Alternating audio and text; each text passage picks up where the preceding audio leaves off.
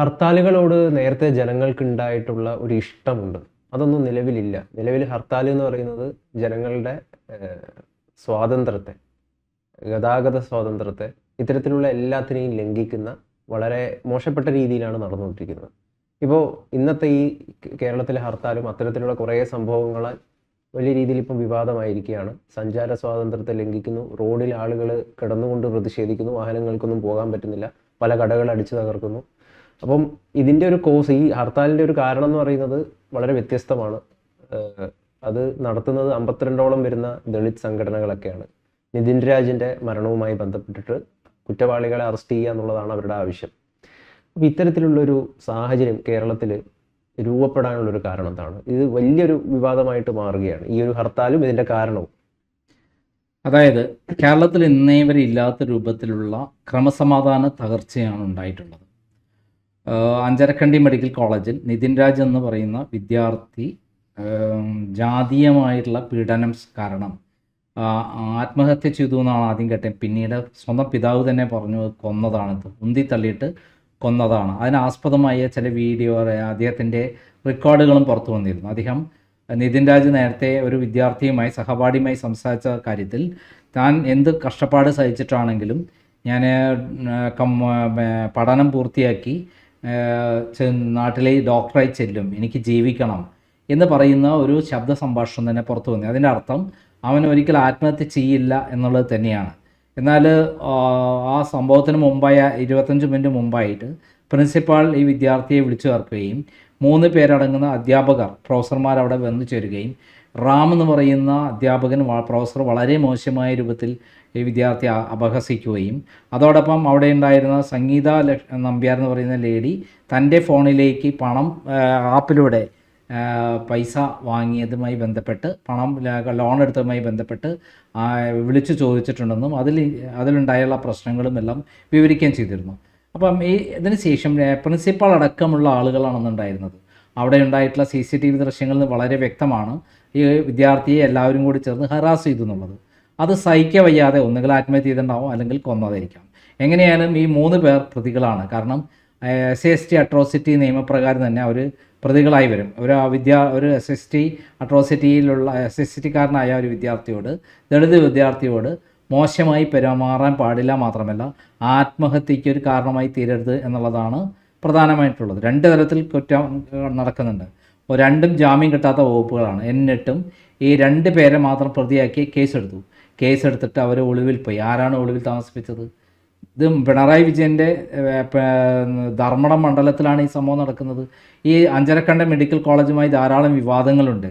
ആ medical college തന്നെ നിൽക്കുന്നത് ശരിയായ നിയമപരമായ സ്ഥലത്തല്ല. മിച്ചഭൂമി കയ്യേറിയിട്ടാണ് സ്ഥലം നിൽക്കുന്നത് എന്നുള്ള ലാൻഡ് ബോർഡ് കമ്മീഷണറുടെ വിധിയുണ്ട്. അങ്ങനെയുള്ള വിധിയുള്ള അതിനെല്ലാം തന്നെ ചൂട്ട് പിടിച്ചു കൊടുക്കുന്നത് പിണറായി വിജയനാണ്. ഇപ്പോൾ പ്രതികളെ സഹായിച്ചിട്ടുള്ളത് പിണറായി വിജയനാണ്, ആഭ്യന്തര വകുപ്പാണ്. യാതൊരു തരത്തിലും പോലീസിനെ ഉപയോഗിച്ച് കൃത്യസമയത്ത് അവരെ അറസ്റ്റ് ചെയ്യുകയോ നടപടി സ്വീകരിക്കുകയോ ചെയ്തില്ല. അങ്ങനെ അവർക്ക് എല്ലാ തരത്തിലും അവഗണന നേരിട്ടു എന്ന് ബോധ്യപ്പെട്ടവരാണ്. കുറേ ദിവസങ്ങൾ കാത്തിരുന്ന ശേഷമാണ് ഗവൺമെൻറ് ഭാഗത്തുള്ള നിസ്സംഗത കണ്ടിട്ടാണ് അവർ ഇന്ന് ഇത് പ്രഖ്യാപിച്ചിരിക്കുന്നത്. ഒരു പാവപ്പെട്ട വിദ്യാർത്ഥി ആത്മഹത്യ ചെയ്ത് കഴിഞ്ഞാൽ ഇമ്മീഡിയറ്റ് അതിൻ്റെ ഒരു ആക്ഷൻ വേണം, അതിൻ്റെ പ്രധാനപ്പെട്ട ആൾക്കാരെ അറസ്റ്റ് ചെയ്യണം. എന്നാൽ പിണറായി വിജയൻ തന്നെയാണ് ആ 2 പേരെ ഒളിവിൽ താമസിപ്പിക്കാൻ വേണ്ടി സഹായം ചെയ്തു കൊടുത്തതെന്നുള്ള ആരോപണം കൂടി വന്നിട്ടുണ്ട്. ഇത്തരം ആരോപണങ്ങൾ ഗൗരവമുള്ളതാണ്.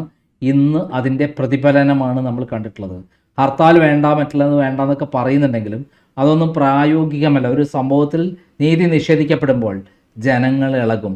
ഇവിടെ ദളിത് സംഘടനകൾ 55 സംഘടനകൾ ഒരുമിച്ച് ഇതിനെ മുന്നിട്ടിറങ്ങിയപ്പോൾ കേരളത്തിൽ ചരിത്രത്തിലാദ്യമായിട്ട് ഹർത്താൽ വലിയ പ്രശ്നമായി മാറുകയും പല സ്ഥലത്തും കടകമ്പോളങ്ങൾ അടച്ചിടാൻ വേണ്ടി ബലപ്രയോഗം നടത്തുകയും ബസ്സുകളും വാഹനങ്ങളും തടയുകയും ചെയ്തു എന്നുള്ളത് വളരെ യാഥാർത്ഥ്യമാണ്. അതായത് സഞ്ചാര സ്വാതന്ത്ര്യം തടയാൻ പാടില്ല എന്നുള്ള, ഹർത്താൽ എന്ന് പറഞ്ഞാൽ സഞ്ചാര സ്വാതന്ത്ര്യം തടയുക, ജീവിക്കാനുള്ള അവകാശം നിഷേധിക്കുക എന്നുള്ളതാണ്. അത് പാടില്ല എന്നാണ് ഹൈക്കോടതി പറഞ്ഞത്. പക്ഷേ നമ്മൾ സ്വാതന്ത്ര്യ സമര കാലത്ത് ഇതെല്ലാം ഉണ്ടായിരുന്നില്ലേ?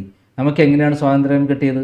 ബ്രിട്ടീഷുകാരോട് നമ്മൾ എന്തെല്ലാം തരത്തിൽ ഫൈറ്റ് ചെയ്തിട്ടാണ് നമ്മൾ സ്വാതന്ത്ര്യം നേടിയെടുത്തത്? അപ്പോൾ സമരം ഒരു ആവശ്യ ഘടകം തന്നെയാണ്.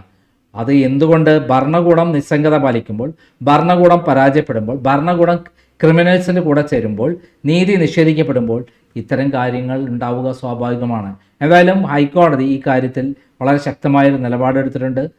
എന്തുകൊണ്ടാണ് ഇത്തരത്തിലുള്ള ആഹ്വാനം ചെയ്ത ആൾക്കാർക്കെതിരെ കേസെടുക്കാതിരുന്നത്? നേരത്തെ കോടതി വിധിക്കെതിരെയുള്ള കോടതിയലക്ഷ്യ കേസാണത്. അതുകൊണ്ട് സ്വമേധയാ കേസെടുക്കുന്നു എന്നാണ് ഹൈക്കോടതി പറഞ്ഞിരിക്കുന്നത്. ഹൈക്കോടതി ഇപ്പോൾ പ്രവർത്തിക്കുന്നത് വേനൽക്കാല ബെഞ്ചാണ്. ഇനി ഈ വേനൽക്കാലം കഴിഞ്ഞ് മാത്രമേ പുതിയ ബെഞ്ച് വരികയുള്ളൂ. അപ്പം അവർ വളരെ ഗൗരവമായിട്ട് കാണുകയും DGPയോട്, ഡയറക്ടർ ജനറൽ പ്രോസിക്യൂഷനോട് വിശദീകരണം ചോദിക്കുകയും ചെയ്തിരിക്കുകയാണ്. ഇന്ന് 3:30 മണിക്ക് വാദം നടക്കുമെന്നാണ് അറിഞ്ഞിട്ടുള്ളത്. അതിന് ഫുൾ വിവരങ്ങൾ പുറത്തു വന്നില്ല. എന്തായാലും ഇത്തരം കാര്യങ്ങൾ ഉണ്ടാവാൻ കാരണം ഈ ഗവൺമെൻറ്റിൻ്റെ പരാജയമാണ്, ക്രമസമാധാന പാലത്തിലുണ്ടായ വീഴ്ചയാണ്, കൃത്യസമയത്ത് പ്രവർത്തിക്കാത്തതുകൊണ്ടാണ്.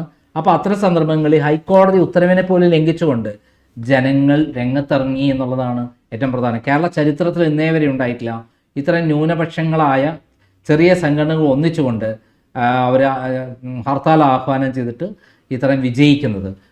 ആളുകളെ തടയുന്നു, വളരെ രോഗികളെ പോലും, ആംബുലൻസ് പോലും തടയുകയാണ്. പക്ഷേ ഇതിന് പിന്നിൽ ഒരു കാരണമുണ്ടല്ലോ. കാരണം ജാതിയാണ് വിഷയം. അതുകൊണ്ട് ഇതൊക്കെ സാധൂകരിക്കപ്പെടും, ഇങ്ങനെയൊക്കെ ചെയ്യാം. ജാതി മതത്തിനപ്പുറം ഒരാൾ മരിച്ചിട്ടുണ്ടോ ഇല്ലേ, ഒരാൾ ആത്മഹത്യ ചെയ്തിട്ടുണ്ടോ ഇല്ലേ, അതിന് നിയമ നടപടി കൃത്യമായി സ്വീകരിച്ചിട്ടുണ്ടോ ഇല്ലേ, അതാണ് ചോദ്യം. ഇവിടെ ജാതി മതത്തിനപ്പുറത്തേക്ക് നീതി നിഷേധം നടന്നു എന്നുള്ളത് സത്യമാണ്. അതും മുഖ്യമന്ത്രിയുടെ മണ്ഡലത്തിൽ, ആഭ്യന്തരമന്ത്രിയുടെ മണ്ഡലത്തിലാണ് നടന്നിരിക്കുന്നത്. അതിന് യാതൊരു തരത്തിലും നീതീകരിക്കാവുന്ന രൂപത്തിൽ പോലീസ് പ്രവർത്തിച്ചിട്ടില്ല. ഇന്നേ ദിവസം വരെ അവർ നീതി കിട്ടുന്ന രൂപത്തിൽ ഒന്നും ചെയ്തിട്ടില്ല. അപ്പോൾ അതുകൊണ്ടാണ് നീതി നിഷേധം നടക്കുമ്പോൾ സ്വാഭാവികമായിട്ട് ജനങ്ങൾ പ്രതികരിക്കും. ജനങ്ങൾ നീതി നിഷേധത്തിനെതിരെ പൊതുരംഗത്ത് പബ്ലിക്കിലേക്ക് ഇറങ്ങും. ആ ഇറങ്ങുന്നതിൻ്റെ ഭാഗമായിട്ടാണ് ഇന്ന് അതിൻ്റെ ഒരു ഫൈനൽ സ്റ്റേജ് വന്നപ്പോൾ അവർ പൊട്ടിത്തെറിയിലേക്ക് മാറിയത്. ഇവിടെ ഈ സ്ഥാപനവുമായി ബന്ധപ്പെട്ടുള്ള ഒരു കാര്യം പറഞ്ഞല്ലോ നേരത്തെ, അത് അനധികൃതമായിട്ടാണോ ആ കെട്ടിടം അവിടെ പൊങ്ങിയത്? അതായത് ലാൻഡ് ബോർഡ് കമ്മീഷണറുടെ വിധി പ്രകാരം മുമ്പ് ഇവിടെ കറുവപ്പട്ട കൃഷി ചെയ്തിരുന്ന സ്ഥലമായിരുന്നു. അത് കയ്യേറിയിട്ടാണ് അവിടെ ഇത്തരം ഗവൺമെൻറ്റിൻ്റെയൊക്കെ സഹായത്തോടു കൂടി, പിണറായി വിജയൻ്റെയൊക്കെ സഹായത്തോടു കൂടി അനധികൃതമായി കയ്യേറുകയും അവിടെ ബിൽഡിംഗ് പണിഞ്ഞതു എന്നുള്ളതാണ് റിപ്പോർട്ട് ഇപ്പം പുറത്ത് വന്നിരിക്കുന്നത്. ആ ബിൽഡിംഗ് എല്ലാം പൊളിച്ച് കളയണമെന്ന് പറഞ്ഞിട്ട് ലാൻഡ് കമ്മീഷണർ റിപ്പോർട്ട് പുറത്ത് വന്നിട്ടുണ്ട്. ആ റിപ്പോർട്ട് പ്രകാരം അവിടെ ഒരിക്കലും ആ കെട്ടിടം പണിയാൻ പറ്റില്ല. അപ്പോൾ അത്തരം കാര്യങ്ങൾ നടത്തിയിരിക്കുന്നത്, ഇത് ആരാണ് നടത്തിയിരിക്കുന്നത്? ജബ്ബാർ ഹാജി എന്ന് പറയുന്ന ഒരാളാണ്. ജബ്ബാർ ഹാജി ആരാണ്? കാന്തപുരം അബൂബക്കർ മുസ്ലിയാരുടെ വലങ്കൈയാണ്. കാന്തപുരം അബൂബക്കർ മുസ്ലിയാർ ആരാണ്? പിണറായി വിജയൻ്റെ വലങ്കൈയാണ്. ഈ ഇലക്ഷനിൽ പോലും കാന്തപുരം അബൂബക്കർ മുസ്ലിയാർ പിണറായി വിജയനോടൊപ്പം ചേർന്ന് ഇടതുപക്ഷത്തിന് വേണ്ടി പ്രവർത്തിച്ചിട്ടുണ്ട്. കാന്തപുരം അബൂബക്കർ മുസ്ലിയാരെ കുറിച്ച് മുമ്പ് വലിയ തോതിൽ പ്രസ്താവന ഇറക്കിയ ആളാണ് പിണറായി വിജയൻ. അദ്ദേഹം തിരുമുടിയും കൊണ്ടിട്ട്, നബിയുടെ തിരുമുടിയും കൊണ്ട് തിരുവനന്തപുരം മുതൽ കാസർഗോഡ് മുതൽ തിരുവനന്തപുരം വരെ യാത്ര ചെയ്ത് കോടിക്കണക്കിന് രൂപ പിരിച്ചപ്പോൾ അതിനെതിരെ വിസർജ്യ വസ്തുക്കളും കൊണ്ട് നടക്കുകയാണ് കാന്തപുരം എന്ന് പറഞ്ഞിട്ടുള്ള പ്രസ്താവന ഇറക്കിയ ആളാണ് പിണറായി വിജയൻ. പിന്നീട് ഇവർ തമ്മിൽ യോജിച്ചു. അപ്പോൾ അത്തരം വിസർജ്യ വസ്തുക്കളൊക്കെ കൊണ്ടുപോയ ആളുമായി ചേർന്നുകൊണ്ട് അദ്ദേഹം ഒരു വലിയ സിറ്റി കോഴിക്കോട് ഒരു വലിയ സിറ്റി രൂപീകരിച്ചു. ആ സിറ്റിയുമായി ബന്ധപ്പെട്ട് കോടിക്കണക്കിന് രൂപയുടെ ഇടപാടുകളാണ് നടന്നിട്ടുള്ളത്. ആ ഇടപാടുകളിലെല്ലാം തന്നെ വലിയ ദുരൂഹതകളുണ്ടായിരുന്നു, അതിൽ പരാതികളുണ്ടായി. ആ പരാതികളൊക്കെ തന്നെ മറച്ചു വെച്ചുകൊണ്ട് പിണറായി വിജയനും കാന്തപുരവും ഒന്നിക്കുകയും, ആ കാന്തപുരത്തിൻ്റെ വലങ്കൈയാണ് ജബ്ബാർ ഹാജി. ഈ ജബ്ബാർ ഹാജിയാണ് അഞ്ചരക്കണ്ടി മെഡിക്കൽ കോളേജ് സ്ഥാപിച്ചിട്ടുള്ളത്. 100 കണക്കിന് ഏക്കർ കയ്യേറിയിട്ടാണ്, ഗവൺമെൻറ് ഭൂമി കയ്യേറിയിട്ടുള്ളതാണെന്നുള്ള റിപ്പോർട്ട് പുറത്തു വന്നു കഴിഞ്ഞു. ആ പുറത്തു വന്നതും ഗവൺമെൻറ്, ഈ പിണറായി വിജയൻ്റെ ഗവൺമെൻറ്റിൻ്റെ റവന്യൂ വകുപ്പാണ് പുറത്തുവിട്ടത്. അപ്പോൾ അങ്ങനെയുള്ള സന്ദർഭത്തിൽ അതിനെയൊക്കെ രക്ഷിക്കുന്ന ആരാണ്? പിണറായി വിജയനാണ്. പിണറായി വിജയൻ്റെ സംരക്ഷണയിലാണ് ഇവിടെ ഈ പ്രൊഫസർമാരും ഈ ടീച്ചർമാരും ഒക്കെ തന്നെ രക്ഷപ്പെട്ടത്. അതായത് പ്രിൻസിപ്പാൾ അടക്കമുള്ള ആളുകൾക്ക് യാതൊരു നടപടി ഉണ്ടായില്ല. ഇതിനകത്ത് ഒന്നാം പ്രതി ആരാണ്? പ്രിൻസിപ്പാളല്ലേ. അദ്ദേഹത്തിനെതിരെ എന്തെങ്കിലും നടപടി എടുത്തോ? കേസെടുത്തോ? 2 പേർക്കെതിരെ മാത്രമാണ് കേസെടുത്തിരിക്കുന്നത്. അപ്പോൾ സ്വാഭാവികമായിട്ടും നീതി എവിടെ നിഷേധിക്കപ്പെടുന്നു അവിടെ പൊട്ടിത്തെറി ഉണ്ടാകും. സ്വാഭാവികമാണ്. നമുക്ക് സ്വന്തം അനുഭവത്തിൽ വരുമ്പോഴാണ് നമ്മൾ ഇത്തരം പൊട്ടിത്തെറികളിലേക്ക് ഇറങ്ങുക.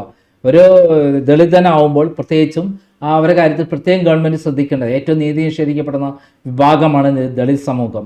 അവരെ സമൂഹത്തിനെ ഉന്നതിയിലേക്ക്, മുൻനിരയിലേക്ക് കൊണ്ടുവരണമെങ്കിൽ അവർക്ക് നീതി നിഷേധിക്കുന്നില്ല, അവർക്ക് കൃത്യമായി നീതി കിട്ടുന്നു എന്ന് ബോധ്യപ്പെടുത്തുക തന്നെ വേണം. അങ്ങനെയല്ല കേരളത്തിൽ നടക്കുന്നതിൻ്റെ ഏറ്റവും വലിയ തെളിവാണ് നിതിൻ രാജൻ്റെ ആത്മഹത്യയാണോ അല്ല ഇനി കൊലപാതകമാണോ എന്താണെങ്കിലും അതിൽ എന്ത് നടപടിയാണ് എടുത്തിട്ടുള്ളത് ഇത്രയും ദിവസമായിട്ട്? എന്തെങ്കിലും നടപടി എടുത്തോ? അവർക്ക് 2 പേരെയും രക്ഷിക്കാനുള്ള എല്ലാ കാര്യങ്ങളും പിണറായി വിജയൻ ചെയ്തു കൊടുത്തു. അവർക്ക് ജാമ്യം കിട്ടാനുള്ള കാര്യങ്ങളും ചെയ്തു കൊടുത്തു. ഇപ്പോൾ യഥാർത്ഥ പ്രതി ആരാണ്? പ്രിൻസിപ്പാളല്ലേ. പ്രിൻസിപ്പാൾ മുഖതാവിലല്ലേ ആ കുട്ടീനെ വിളിച്ച് ഇത്രയും ഹറാസ് ചെയ്തത്? എന്തുകൊണ്ടാണ് പ്രിൻസിപ്പാൾക്കെതിരെ കേസെടുക്കാഞ്ഞത്? എന്തുകൊണ്ടാണ് പ്രിൻസിപ്പാൾ അറസ്റ്റ് ചെയ്യാതിരുന്നത്?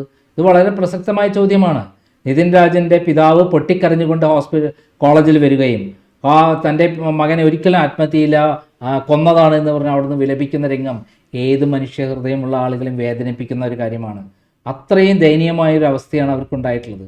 അപ്പോൾ ഇത്തരം അവസ്ഥകൾ വരുമ്പോൾ സ്വാഭാവികമായിട്ടും ആ വിഭാഗത്തിലെ ആളുകൾ പൊട്ടിത്തെറിച്ചിട്ടുണ്ടെങ്കിൽ, സമൂഹത്തിൻ്റെ പൊതുനിരത്തിലേക്ക് ഇറങ്ങിയിട്ടുണ്ടെങ്കിൽ, ഹർത്താൽ പ്രഖ്യാപിച്ചിട്ടുണ്ടെങ്കിൽ അവരെ കുറ്റപ്പെടുത്താൻ പറ്റില്ല. ഇവിടെ ഗവൺമെൻറ് പരാജയപ്പെട്ടതാണ്, അല്ലെങ്കിൽ ഒരു മുഖ്യമന്ത്രി തന്നെ നേരിട്ട് ഈ നിയമവിരുദ്ധമായ കാര്യങ്ങൾക്ക് നേതൃത്വം കൊടുത്തതാണ്, പ്രതികളെ രക്ഷിച്ചതാണ് ഇതിന് കാരണമെന്ന് തീർത്ത് പറയാൻ പറ്റും.